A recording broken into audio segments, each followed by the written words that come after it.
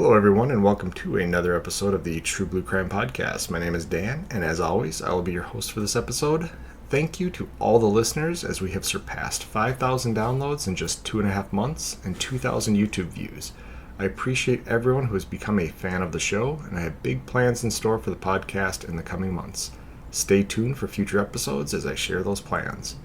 If you'd like to get updates about what the podcast is up to, please like and follow the True Blue Crime Productions Facebook page. More information can be found at the show's website at truebluecrimeproductions.com. And if you'd like to email the host directly, my email is truebluecrimeproductions@gmail.com. If you can, please support the show via Patreon or PayPal. Links to make donations are on the website at truebluecrimeproductions.com. Any donation level helps, and it'll help ensure I can keep making free episodes of the podcast and expand the podcast in the future. Any donations will receive a shout out in a future podcast, a thank you message from the host, and some cool True Blue Crime merch. For no cost, please rate and review the show on whatever platform you're listening to it on. Thanks so much, and without any further ado, let's dive into this episode of True Blue Crime. In 1775, a severely depleted and undersupplied Continental Army and Navy desperately needed supplies in order to fight for their freedom from British rule. Colonialists, upset due to decades of paying high taxes to a crown across an ocean, felt they were getting nothing in exchange and were ready to declare their independence. But the colonialists were mostly poor farmers and tradespeople who had been taxed to the brink of poverty, and wars were expensive. George Washington, the commander-in-chief of the Continental Forces, knew his army needed supplies and established a naval force that could capture British supply ships that were being sent to support their troops in the colonies. A colonel from the colony of South Carolina named Christopher Gadsden was part of a 7-man committee charged with outfitting this new navy. He formed units of Marines, which were naval infantry soldiers who could board the British ships and complete the ship takeover, and they were outfitted with equipment and flags that bore a coiled rattlesnake and the phrase, "Don't tread on me," underneath.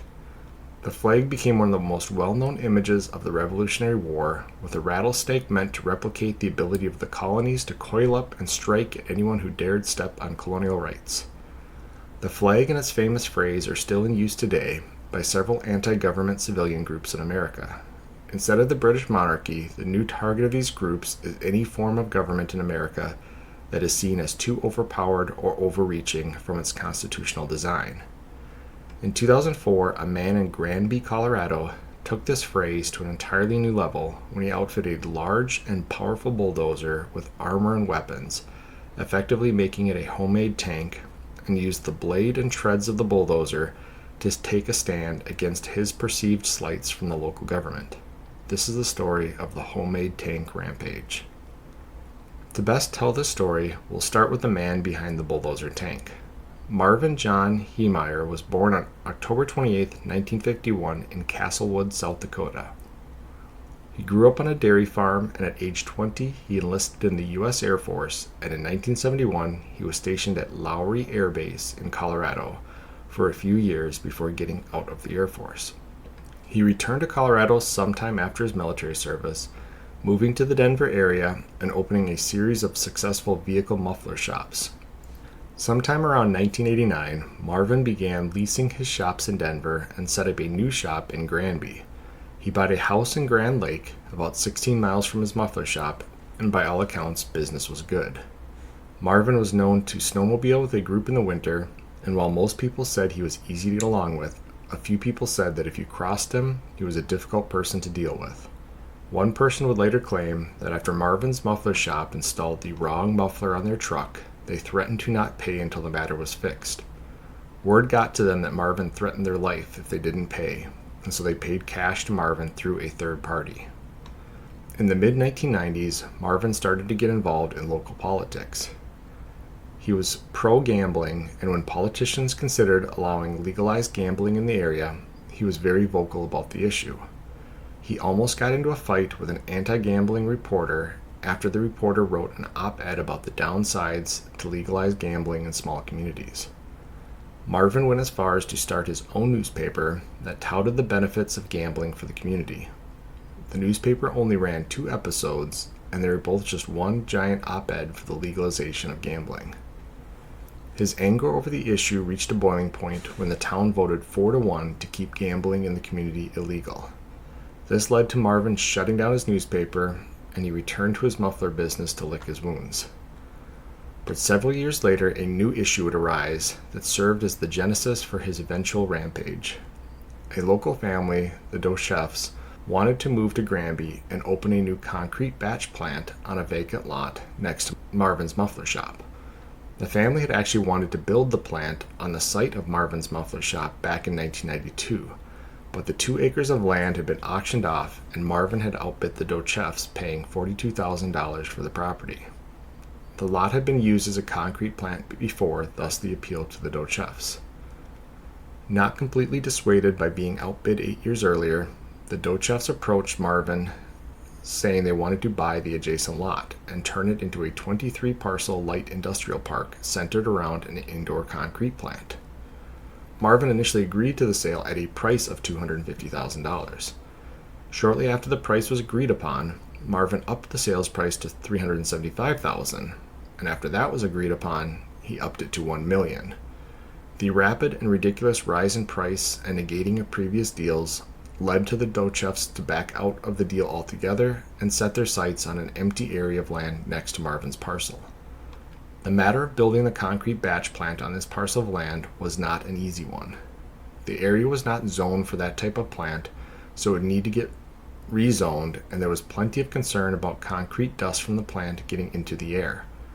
A senior center nearby was worried about the increase in particulates and how it would affect their residents, many who had pre-existing breathing conditions.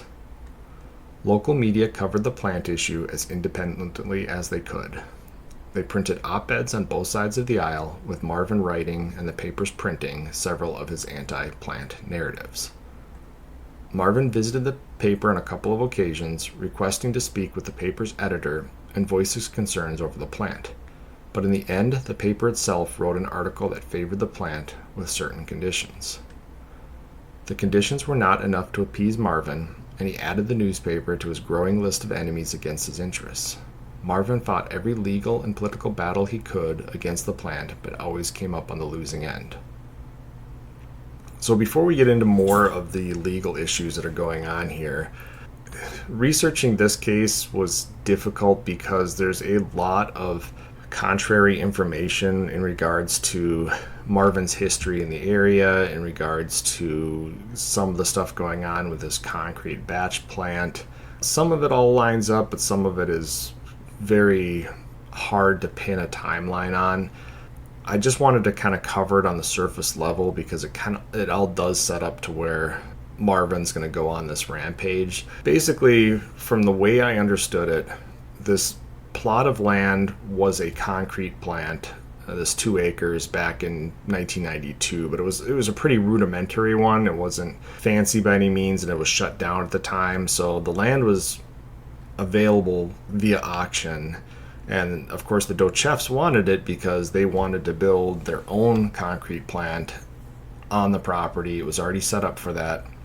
But Marvin had done pretty well. He had these, I think it was 4 muffler shops in Denver, and not only was he making money off of them previous to him moving to the Granby area, but even after he moved to the Granby area, people were leasing the muffler shops from him. So he was still making money even though he didn't have to work there. So he had some spare cash in which to buy this property and put up his own muffler shop on it. So he outbids the Dochefs, and this is where it gets a little interesting, is the timeline.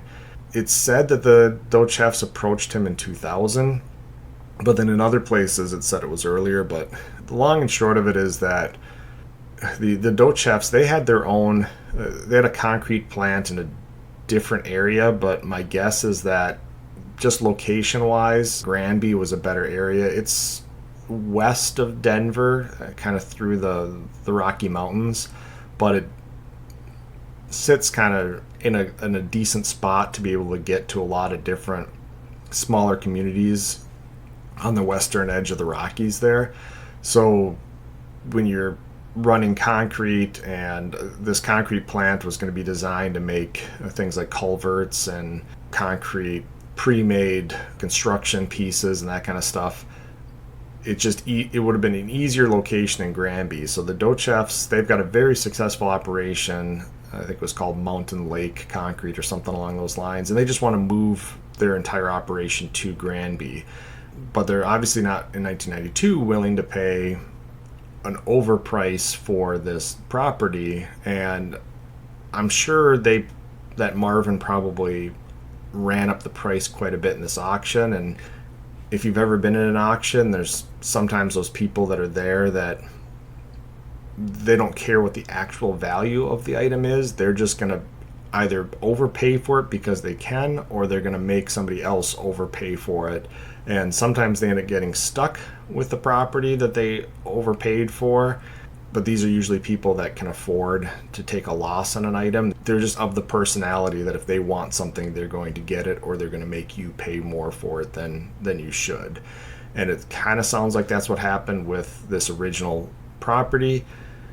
And after some time, the Dochefs approached Marvin and said, hey, we'll buy a portion of that property from you. We still want to put a concrete plant in. And it's just Marvin's personality, of course, to agree to a price and then realize, okay, well, if they're willing to pay that, maybe they're willing to pay a little bit more. Let me ask if they'll pay, $125,000 more. Oh, they will? Okay, well, let's see if they pay $1 million. So it's a question of whether Marvin ever really wanted to sell that portion of the land for the concrete plant, or maybe originally he did, but then for some reason decided he didn't want the plant there, so he was just going to make it an unreasonable price that he knew they wouldn't pay, so the deal would fall through. But either way, it was clear that Marvin was not going to be an easy person to get along with. And as I mentioned very early on, it's going to come up again later. Everybody said Marvin was one of those guys that if you were his best friend, he was going to treat you like a best friend. He was going to help you out. He was going to be there for you when you needed him. But as soon as you became an enemy to him, he was the worst type of person to have as an enemy. He was a man to hold a grudge. He was a man that was going to come after you with everything that he had. And so a very polarizing type of person. And it didn't sound like there's a whole lot of people in the middle. He was either, again, best friends with somebody, or he hated everybody that ever stood against him. And when this town votes 4-1 to keep legalized gambling out, basically anybody that was associated with the anti-gambling became his enemy, which was roughly 80% of the town just by the way the board voted. So he doesn't even live in Granby, and he often felt that Granby treated people two different ways. Now, he lived in Grand Lake, which was 16 miles away, but he was still considered an outsider. He wasn't somebody that was born and raised in the area. He was somebody who moved to the area, and he always felt like, and this does happen quite a bit in small towns in America, that if you moved to a small town, you weren't born there, you weren't raised there, you didn't go to school there, your family doesn't have a history there, that you are, quote unquote, the outsider. And so then your opinion doesn't matter. People are going to vote against you just because you're an outsider. And I think this is what Marvin felt.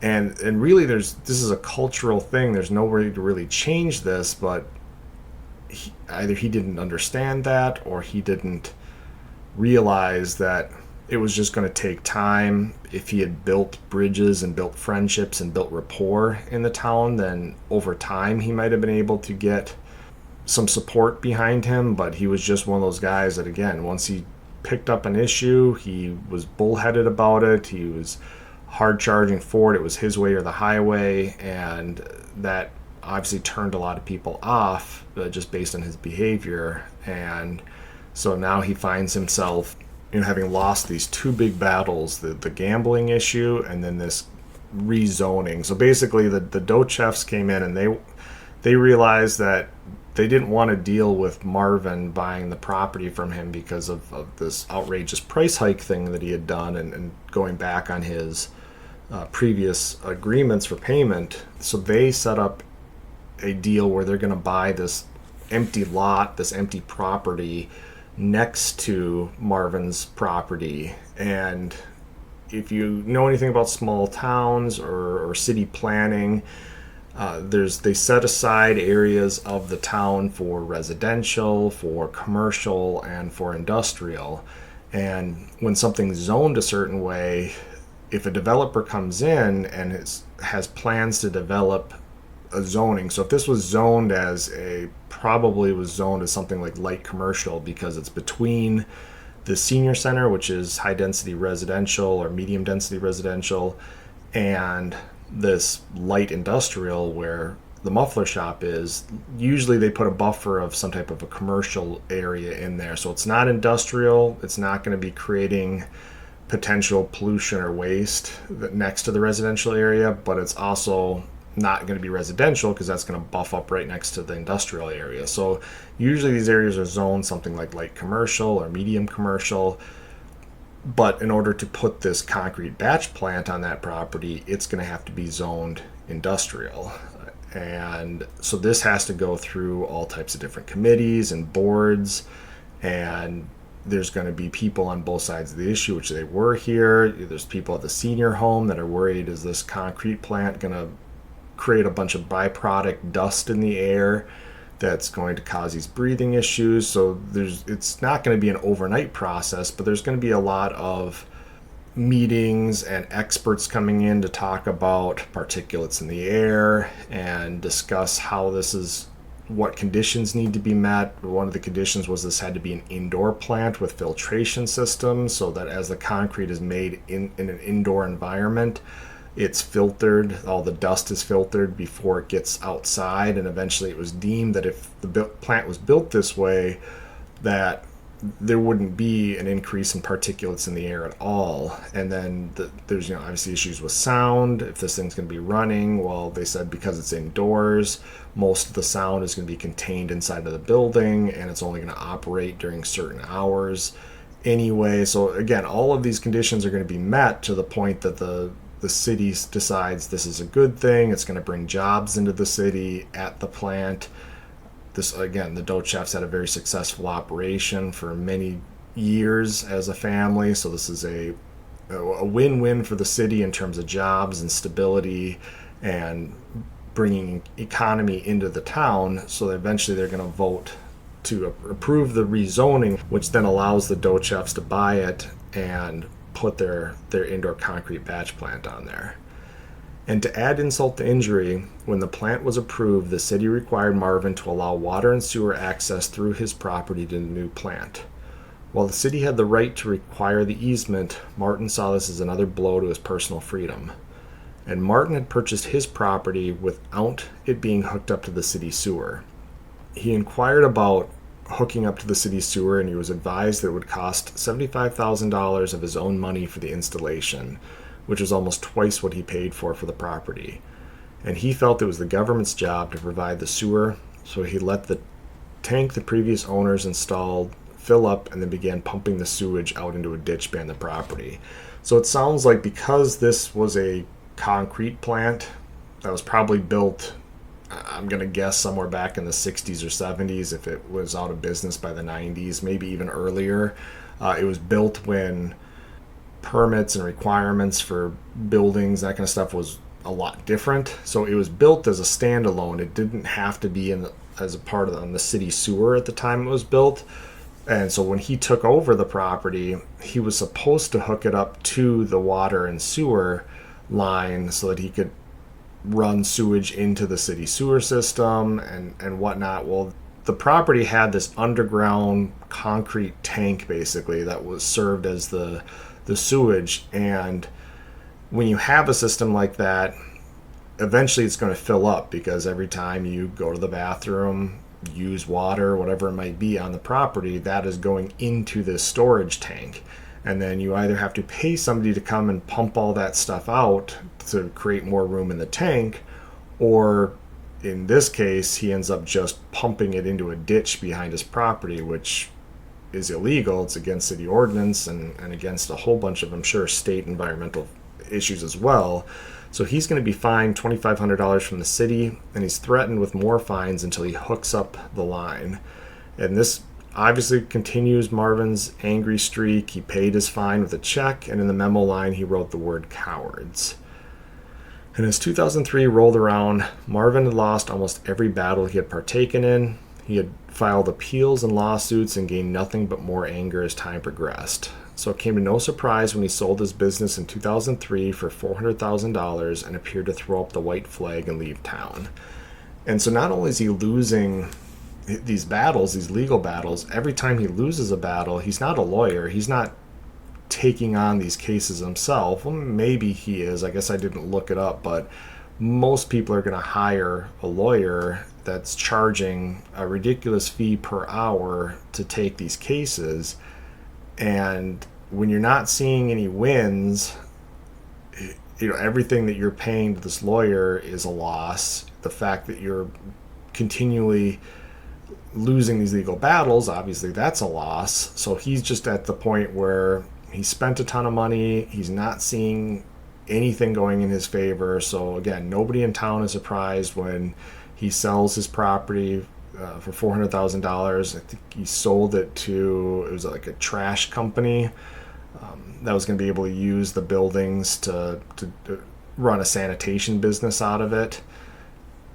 And everybody just assumed that he moved back to Grand Lake and they wouldn't see him around anymore. And again, there was a lot of people that were happy about this. And they breathed a sigh of relief and went about their daily lives. But what they didn't know was that Marvin had brokered a deal during the sale to lease a large walled-in portion of an outbuilding on the property. So this was a lease-back situation. So he agrees to the sale of the property to this trash company, but in the contract, or either after the contract was signed, he went back to him and said, hey, if I give you X amount of dollars, either a month or outright, whatever it might be, can I lease this storage area in a building on the property? And sure, this trash company either didn't have plans for that or felt they could give up a small portion of this building and take in a little money on the side, and they're fine with it. And so at some point prior to the sale of this business, he had purchased a Komatsu D335A heavy-duty bulldozer. And this is a difficult thing to get over across the podcast, but if you could picture a bulldozer and then picture a bulldozer on steroids, that's what this thing is. It's not your typical small bulldozer you're going to see running around a small construction site. It's not quite as big as you think for say an open pit mine or something. It's not one of the like gigantic bulldozers, but this thing is as heavy duty as it gets. This thing is a serious piece of machinery. And visually, again, I have to describe, if you could picture a bulldozer and then picture a bulldozer on steroids, that's what this thing is. And he claimed he purchased it so that he could pick up an odd construction job here and there. And again, he picked this up around the time he sold the business. So it was one of two things. Either he was going to pick it up because I think he got it from an auction in California or something like that. He got it for cheap. So I think he thought he could either flip it to make some money. And he was very good with his hands and fixing stuff. So it might have been something where it was, this thing needs some TLC. It needs a tune-up and maybe some things on it fixed, and so he thought he could fix it up and then again flip it. But he ends up not being able to sell this dozer when he had hoped to. But he does have this storage area that he is leasing, and this is a time in his life when he starts to think that he's got this higher purpose. He mentions that he believes everything in his life has put him on a path from God towards this higher meaning. And so he feels now that the sale of the business, the purchase of the dozer, his inability to sell the dozer, these are all missions from God. And he was given these skills from God to be able to send a message to the town and to those that he saw as unrighteous and immoral. And the outbuilding that he requested to lease, the portion of the outbuilding had a large garage door on it, and he found that his bulldozer fit through the doors to the garage with just an inch of clearance on either side. And so he took this to be another sign from God that what he's about to do was part of a larger plan. His project would take 18 months and would require thousands of hours of work, mostly at night, in the confines of his shop. Marvin measured out and fabricated dozens of steel plates and panels that connected to a twin panel, creating a hollow structure inside. Using a portable concrete mixer, he filled the hollow portions of the skeleton with concrete and welded the panels together until he had one giant shell of armor that could be lowered over the cockpit and engine of the bulldozer. And so to describe this again, he's taking, let's just for size-wise say, a 4 foot by 4 foot panel, and he's cutting 4 foot by 4 foot panel of steel, a 4 foot by 4 foot panel of steel, making kind of a skeleton out of this, so the inside is hollow. He's very good at welding, so he's probably welding supports, and then he fills the inside space between these two steel panels with concrete, and he does this all over the engine compartment of the bulldozer. So there's a kind of a, think of it like a turtle shell that goes over the top of the engine of the dozer. There's a turtle shell that goes over the cockpit area of the bulldozer, and eventually there's going to be one final piece that goes onto the top of the bulldozer. And so he's got this very heavy, very secure armor all over the main parts of the bulldozer. And this is what they refer to as cheap man's composite armor, because you've got the steel that provides protection from penetration, but then you've got the concrete that, while it's hard, serves as kind of a somewhat of an absorption insulation for the armor, and then you've got another piece of steel to support the backside of that absorption. So this is not exactly how modern tank armor is made, but it's pretty similar in its just rudimentary design, and he's got this all over any quote-unquote weak point on his bulldozer. And because the final piece of armor was dropped over the top of the cockpit while Marvin was inside, there was no hatch for anyone to access the cockpit. So short of a military anti-armor round, the bulldozer had been made into a tank that was virtually unstoppable by local law enforcement. Because the armor covered all the glass in the cockpit, Marvin installed several cameras around the bulldozer that would serve as his eyes while driving the tank.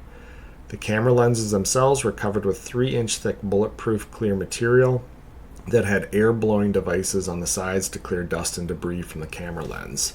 So he's clearly thought of everything. His plan is to demolish buildings with this blade. He knows brick, mortar, dust, debris is going to be falling on top of the bulldozer, and so the last thing he needs is to have this dirt, dust, debris sitting in front of the camera lens and making him blind inside of this thing. So he's got air jets that blow high velocity air that's going to clear these camera ports, so he's going to be able to see at all times out of these cameras on the monitors inside the tank, where again he is completely entombed in this armor. There's no weak point, there's no hatch, there's no anything like that for people to be able to get in.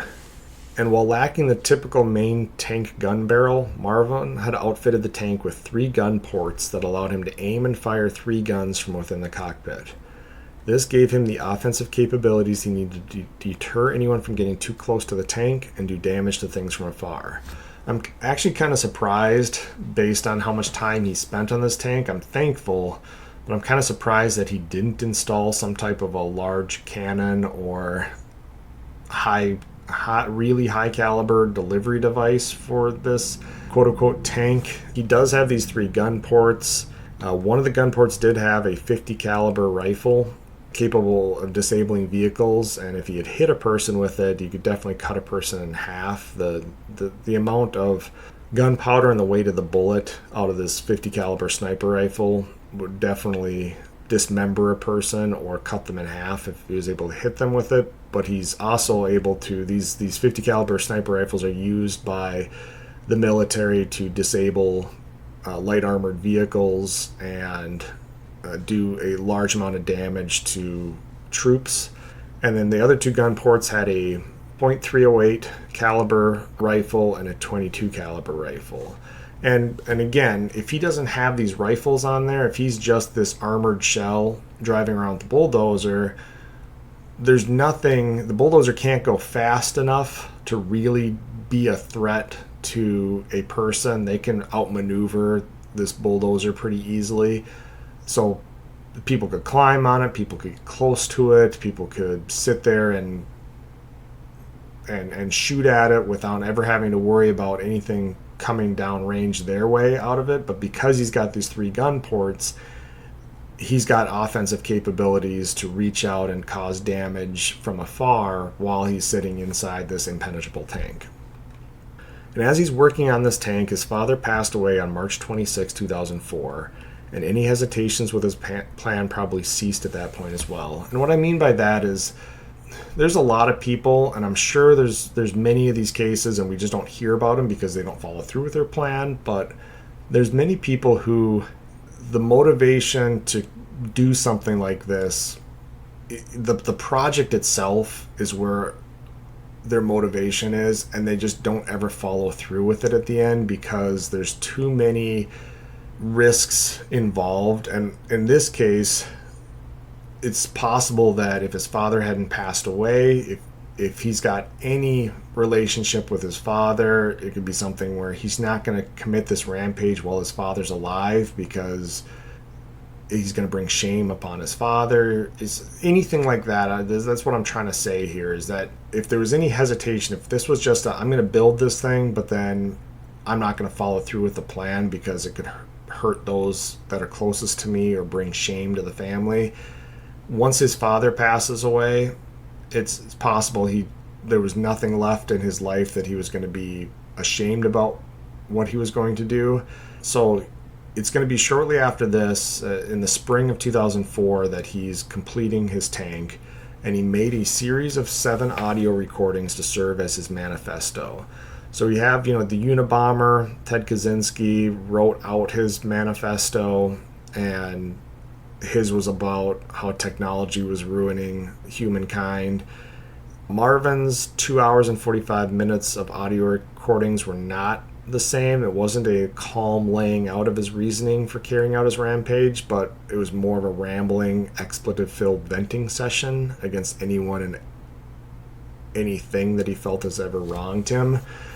So again, it wasn't a sit down with a script and say, for 2 hours and 45 minutes, talk about a specific agenda or motivation. It was literally, he's this loner guy. He's never been married, doesn't have kids.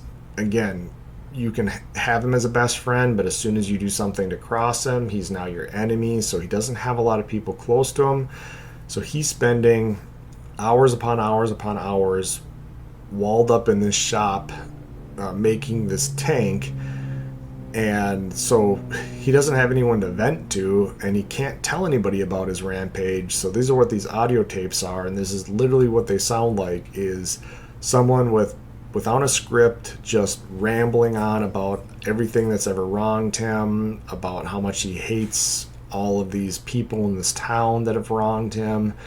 And he doesn't really even have evidence for a lot of things. He uses the terms "I've convinced myself" or "I've come to believe" about a lot of things without presenting any evidence. So it's clear that in his mind, especially sitting alone working on this tank for so long, that a lot of his beliefs may not even be true. It's just something he's convinced himself of. And so that's what these 2 hours and 45 minutes of audio manifesto, it's basically just a giant venting session. And then his only levity during the tapes is his explanation of how he felt God had picked him for this mission. We talked about that before, that the sale of the business, the purchase of this dozer, the inability to sell the dozer, he felt like God had picked him for this mission, which is convenient, which means he removes his own free will from much of the equation, as he claims it was God's will that kept him single his whole life and gave him the financial means to carry out the rampage.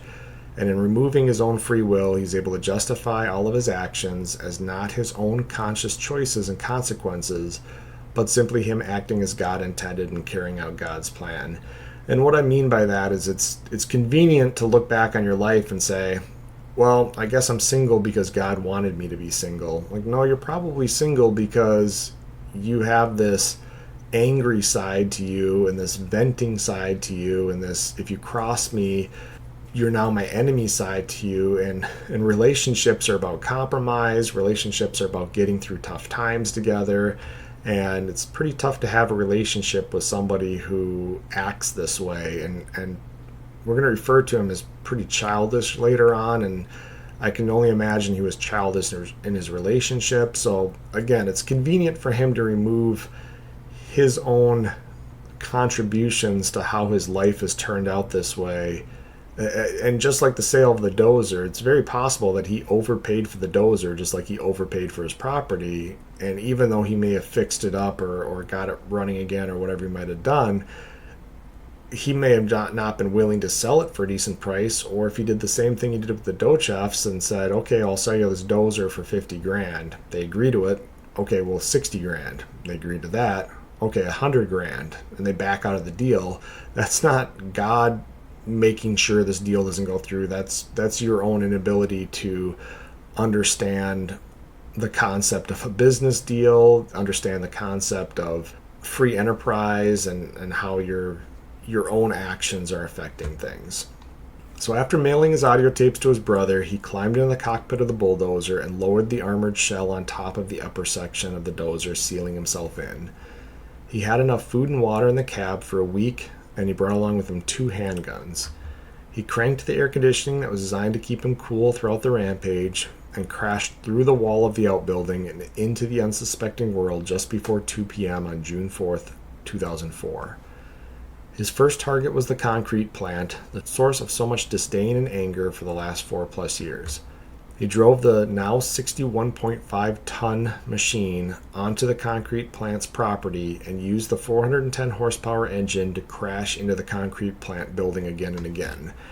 And if you're a car buff, you may think, well, 410 horsepower isn't that great. That's a souped up muscle car off the factory floor now. It's going to give you 410 horsepower, but this thing is geared with 410 horsepower at a very low gear ratio, so you can get a lot of torque out of every piece of power. And so you're talking about, I think its max speed was somewhere around 7 miles per hour, but 7 miles per hour moving a 62, and I saw anywhere between 60 and 80 tons for how much this bulldozer weighed. That thing moving at 7 miles an hour is going to do some serious damage. And a worker for the plant jumped into a large road grader and tried to block Marvin's exit from the plant so the dozer would be contained to the plant.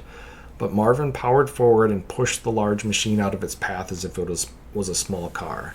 So this is one of those articulated road grader machines you see where there's kind of a cab in the front and then looks like the back end can swing freely. It's got a big area for dropping either gravel or whatever onto the road itself. And so these are some pretty powerful and heavy machine, and this 60+ ton bulldozer just pushed it out of the way as if it was a small car. And Marvin had predetermined the buildings he was going to target based on their involvement in any of the perceived negative action against him. After leaving the plant, he destroyed a police vehicle on his way to the electric company. The electric company had employed a couple members of the local government whom had allowed the rezoning of the concrete plant. He sheared the front of the building off and targeted a pickup truck in the lot that belonged to a man whose only crime was refusing to sign a petition Marvin had drafted about one of his many issues. He destroyed that man's truck and headed towards the center of town. While driving into the town hall that also housed a small library, he destroyed a playground and 3 more vehicles before he was satisfied that the home of the local government was a pile of rubble. He targeted the bank where a town board member had worked and then destroyed the local newspaper building for their stance in support of the concrete plant. He then took out the former mayor's house and his adjacent business. The mayor had died 3 years earlier, but his property was still a target for Marvin. His rampage lasted 90 minutes while he damaged or destroyed 13 buildings. Anything on the street became a target. He shot at police officers, but thankfully missed all of his shots. He ran into and over parked cars, and police made several attempts to stop the rampage. Although their small arms fire was ineffective, they fired over 200 rounds into the tank, and likely this made the situation more dangerous via the ricochet of the bullets. A SWAT team was summoned and tried putting a flashbang grenade down the exhaust pipe, but appeared to have no effect. And this I did question. I mean, I know it's difficult as a law enforcement officer. You're going to try everything on your tool belt to bring a stop to this vehicle. But after the first officer shoots at this tank and realizes there's no way that a 9mm or 45 caliber bullet out of a handgun is going to penetrate this armor, any other shooting at this armored vehicle, it's only creating a safety hazard. Police officers always have to be responsible for where your round goes down range. And so this is a town. Now, they had tried to evacuate most of the town. There'd been an emergency call put out to everybody's phone saying get out of town because of this event going on. So most people had evacuated, but as a police officer, you're not supposed to be shooting rounds off that you can't account for where they're going to end up. So again, 10, 15, 20, maybe even 50 rounds each officer as they get there, not realizing that other officers have shot maybe a round or two into this armored vehicle, realize this is doing nothing and I'm putting other people at danger by shooting. I'll stop. 200 rounds seems a little excessive if they're not doing anything and these 200 rounds have to go somewhere in the town. And then this flashbang down the exhaust pipe, it's a great idea if you can get into that engine and cause some damage any way possible. You got to try what you got to try, and the exhaust pipe was exposed. They're able to climb on top and drop this grenade in there. But a flashbang grenade, it's mainly built for the light and the shock from the sound, and it can do some damage, but not necessarily explosive. There's no projectile out that's going to come off the outside, no shrapnel that comes off of it. It's designed to not be a lethal round from any distance. So again, something you try, but it's likely not going to have much of an effect.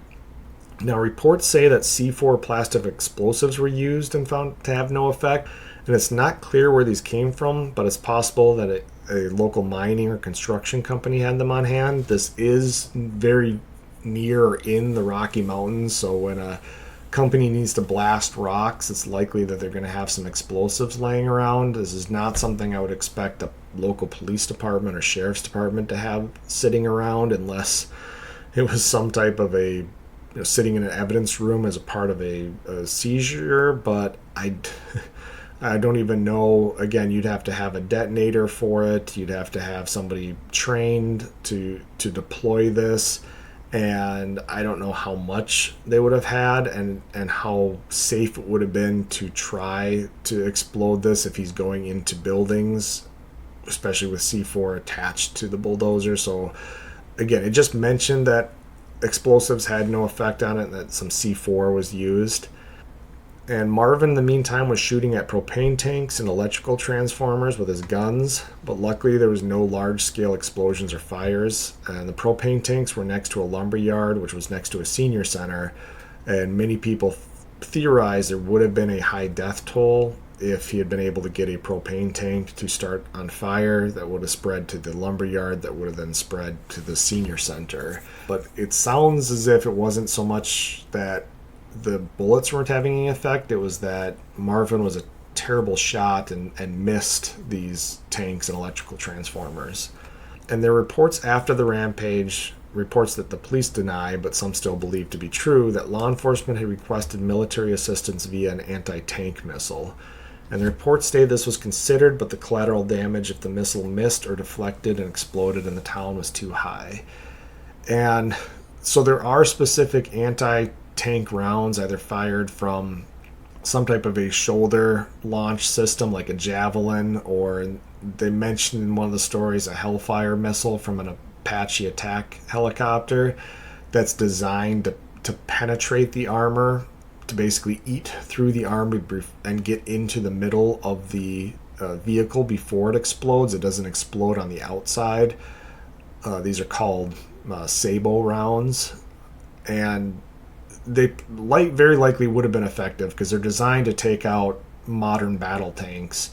So it is very possible that if they had gotten their hands on one of these, and it did say that the National Guard was on standby during this, and there are several full-time military bases in the area that would have had the capabilities to take out this vehicle. But again, the police deny that these requests were made, but we do know that the military was advised and they were kind of in a standby mode, so it is very possible that there were discussions and it was just decided that it was too dangerous to basically launch a anti-armor attack in a civilian area. So a plan was made to use another piece of heavy equipment to try and trap the dozer. It was believed that if the machine encountered enough weight without being able to get a head start, it could be wedged against something solid like a building. The same heavy equipment operator that tried to block Marvin in before he made it to town used some heavy equipment to pin Marvin's dozer against the wall of the hardware store. And the dozer, laden with the extra weight of the armor and up against another heavy and powerful machine, could not push the other machine out of the way from a standing start. So when it hit this grader earlier, it hit it at this full 7 miles per hour. So it's got momentum behind it to apply that weight against the other machine. In this case, it's at a dead stop and it's trying to build up enough force to move this machine, but because it's starting from a dead stop and because it weighs so much with the armor on top of it, it just can't get going. And I think this was in reverse. And it's also important that at this point, I think the dozer has sustained some serious damage from demolishing all these buildings, probably from hitting the heavy equipment early on. It was said that it was leaking fluid, so it's very possible that it had lost a lot of horsepower at this point, or ability to produce horsepower. So it was limping at this point. And so Marvin made the decision to try and drive through the hardware store so he could regain his momentum and continue his assault on the town. So he knew he couldn't go backwards. He's pinned basically. The hardware store is in front of him and this machine is behind him, and he's just kind of pinned there. And he was either unaware or forgot in the moment that the hardware store had a basement, and the weight of the dozer plummeted one of the treads through the ground floor and into the basement. This caused the dozer to be stuck, and it lacked the traction and the power to get itself out of its predicament. As law enforcement closed in on the dozer, a single gunshot rang out, and Marvin had taken his own life inside the armored cab. When the damages were totaled up, Marvin's one-man rampage caused over $7 million in 2004 money, which is over $11 million in today's money worth of damage. If there was anything to be happy about, it was that the only death that occurred was Marvin's death, and property can be rebuilt. Marvin's actions caused an immediate and severe polarizing reaction out of Americans. While many saw him as a churlish and immature revenge artist, others saw him as a sort of folk hero, a man who stood up to the government. The fact that no innocent people were killed were used by his supporters to show that all he wanted to do was make a statement, and he never meant anyone harm. His opponents would say that he was a bad shot and was lucky that no police officers or civilians were killed by his actions. And Marvin's family doesn't support either side. They say he wasn't anti-government, and that sounds wrong, I guess, based on his actions, but they say he was proud of his service to his country and he pays his taxes. They say his anger is with certain people that he felt were corrupt, and he never meant to be an anti-government martyr. His family beliefs are somewhat backed up by Marvin's audio recordings. In those recordings, he talks about people and specific events and how they make him angry. He doesn't speak about government as a whole or his actions as part of a bigger system.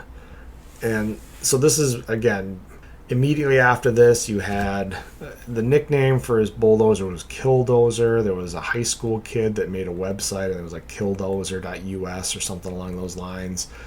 And all of these extreme right-wing anti-government people were saying, hey, this is the Timothy McVeigh without killing 100 and some odd innocent people. He basically took it to the man. He destroyed the town hall. He destroyed the newspaper. He destroyed everything that was corrupt in the local government. And he was a man who had to deal with a lot, and he was finally fed up and decided to do something about it. He's a hero.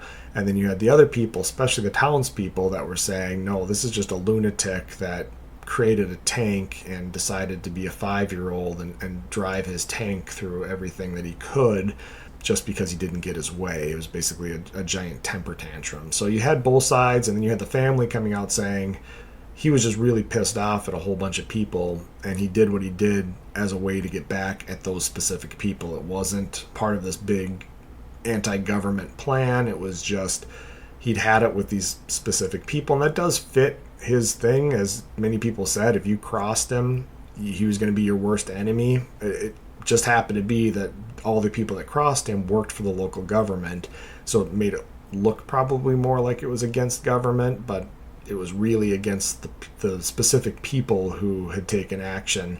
And for example, he took down the mayor's house and business, even though the mayor had been dead for 3 years. There's really no tie to the fact that that wasn't a statement against the government. He was pissed that he couldn't physically harm or do anything to the mayor anymore, so he took out his house and his property 3 years after the guy died. So again, it was clearly he was angry at specific individual people.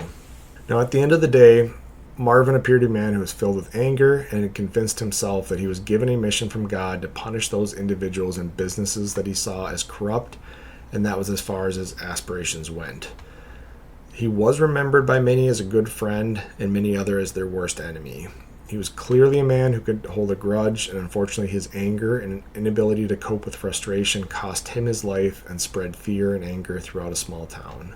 The bulldozer itself was actually disassembled into several small pieces, and those small pieces were then secreted to several metal recycling shops throughout the Colorado area. The investigators, law enforcement, feared that this Granby, Colorado would become kind of a mecca for these anti-government groups, and people would come and try to either get a piece of this killdozer or rebuild it or something along those lines. So great effort was made to destroy this homemade tank and the armor for it and get rid of it in a way that it couldn't be used in any form of a copycat situation, or again as some type of a mecha situation. But that is the story of the homemade tank Rampage. Thank you guys for listening. Stay tuned for future episodes, and feel free to write me at truebluecrimeproductions@gmail.com. You can also find me at True Blue Crime Productions on Facebook, and support me via Patreon at True Blue Crime Productions. That's it for today, guys. Thanks for listening. Talk to you later. Goodbye.